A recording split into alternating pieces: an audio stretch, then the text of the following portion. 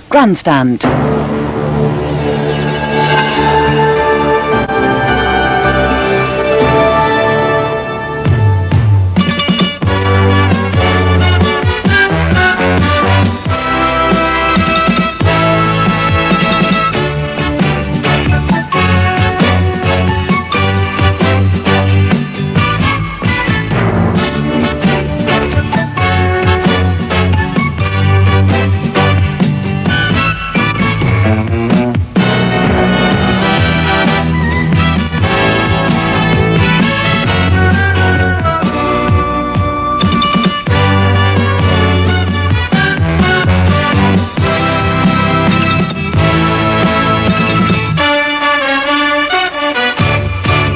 Afternoon. The new undisputed heavyweight champion of the world, James Buster Douglas, joins us live on Grandstand today, just after 2 o'clock.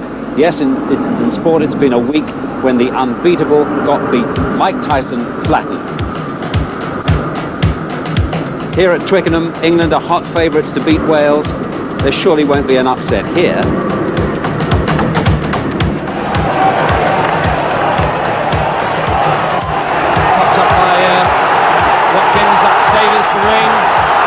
Clement in the line, Hadley back inside the ring, Hadley brilliantly played, he must get there, Hadley all the way.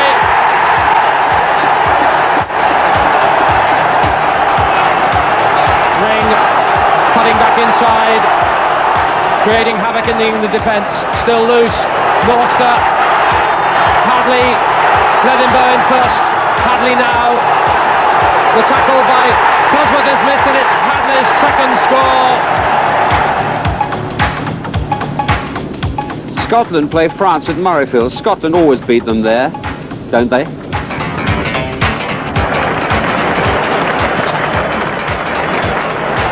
Ajay palms, Gallion picks up.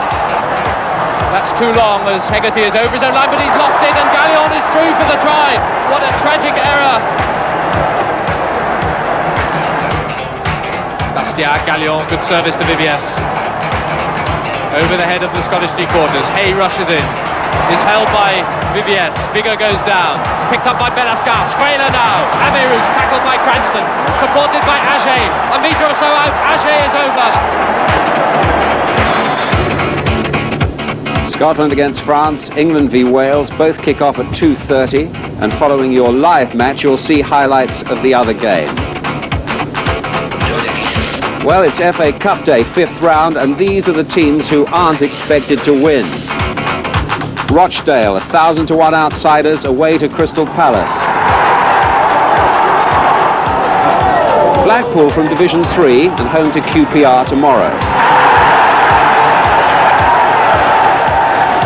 Oldham can't keep winning and beat Everton today, can they? 30, no goals at the moment. West Brom 0, Aston Villa 0.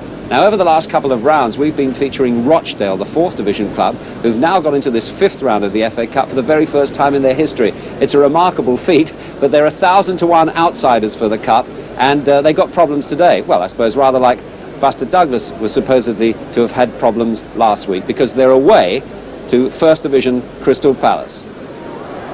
For Rochdale, the road to Wembley has never before stretched so far.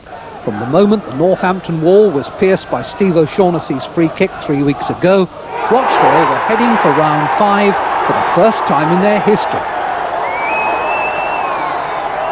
The second goal fell to 20-year-old Jason Dawson, a free transfer from Port Vale, now looking a player with a bright future.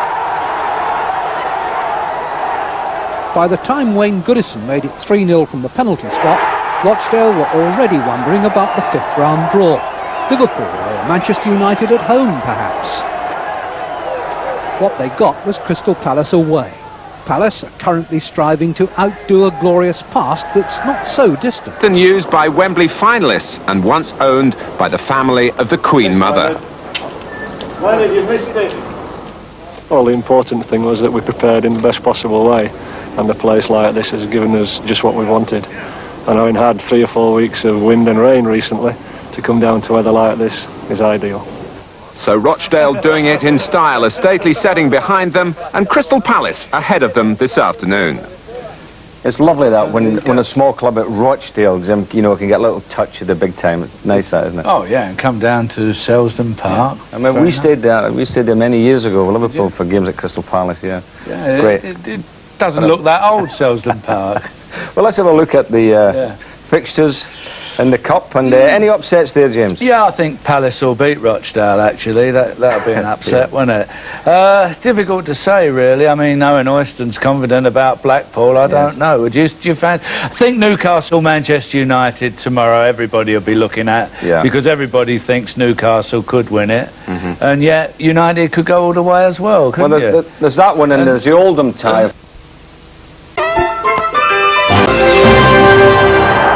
There's the man who's really fighting for his cup medal. Could he score the winning goal now?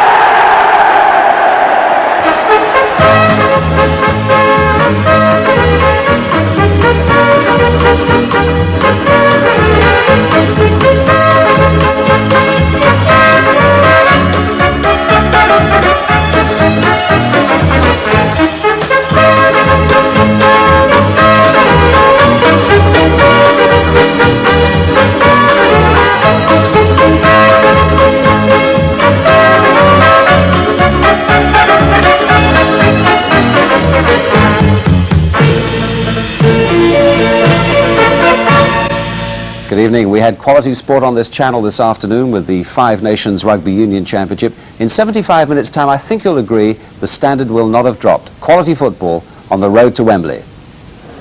Now, manager of the moment is Oldham's Joe Royal, challenging for promotion and barring miracles, all set for Wembley in the Littlewoods Cup. Woody's old Everton teammate Colin Harvey, now of course in charge at the club, bar the royal progress in the FA Cup. Once upon a time, they were making progress together in this competition.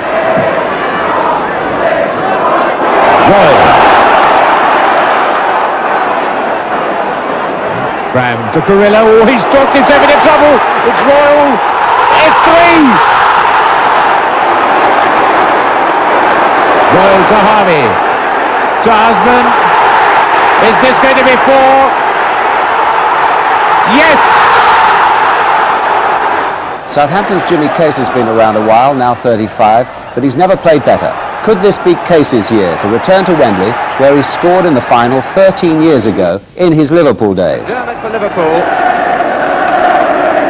And there's a saying in football that Liverpool are at their most dangerous when they're behind. That remains to be seen. Jones. Case. Good turn. Oh, yes!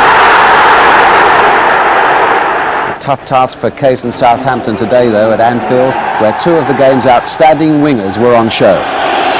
For Southampton, Rodney Wallace.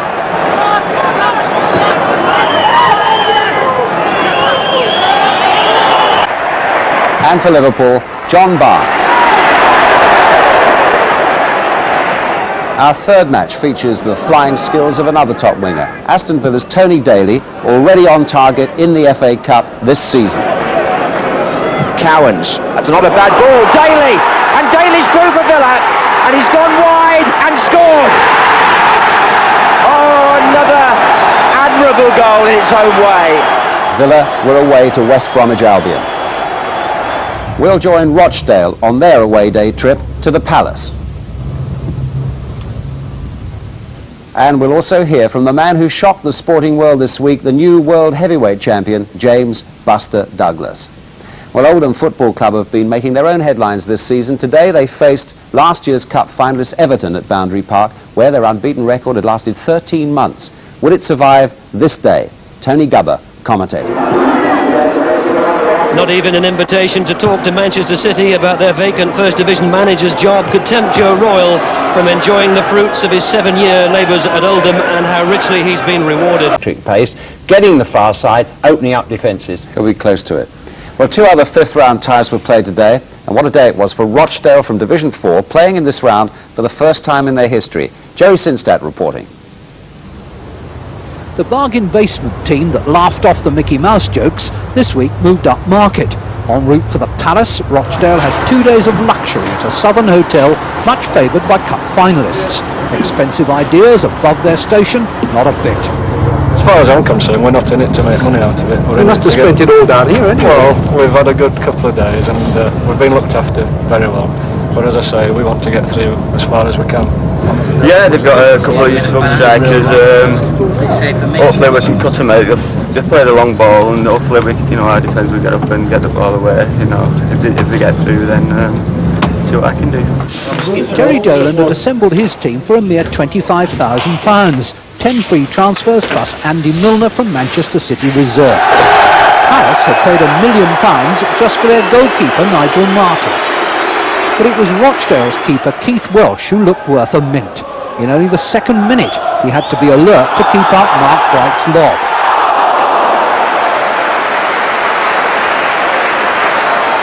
Walsh first came into the side 3 years ago, and he hasn't missed a game since. Here his agility foils Bright again. But at the start of the second half, it seemed that only the woodwork kept out Palace. John Solako's header, and somehow Rochdale's defenders smothered the wave of secondary attacks. However, from another angle, Keith Welsh's contribution becomes apparent. From the header, an athletic tip onto the post. Then, in the ensuing melee, he's off balance, but still recovers to block with his legs. Fine goalkeeping by the 21-year-old. But just after the hour, Palace constructed a move too good even for Welsh. Phil Barber scored. His 2 goals this season have come on consecutive Saturdays. This one started with Andy Gray's long throw. Mark Bright's header found the free man at the back, and Barber didn't hesitate. But though Welsh was down, he wasn't out. A two-handed catch from Jeff Thomas's shot. Pace and positive thinking to get the better of John Solako, and quicker reactions to the loose ball. And this, brilliantly with his left hand, was as good as anything he did. Mark Bright frustrated this time. And then in injury time, Nigel Martin suddenly had to justify his fee. Peter Ward was that close to earning Rochdale a replay. I first left at Bolton on a YTS, and Bolton released me after a year saying I had no future with them, and I had to write off to all different clubs, which Rochdale wrote back and said come for a trial, and I've been here ever since. That's an awful kick in the teeth to be told you're not going to be good enough. Did you really still believe in yourself? Well, as a young lad, it demoralised me a bit, and I had to pick myself up. I did believe in myself. I knew I could do it, and that's why I wrote off to the other clubs, and this is what come of it. At Ashton Gate, 2 teams who'd knocked out First Division opponents in the previous round provided a tale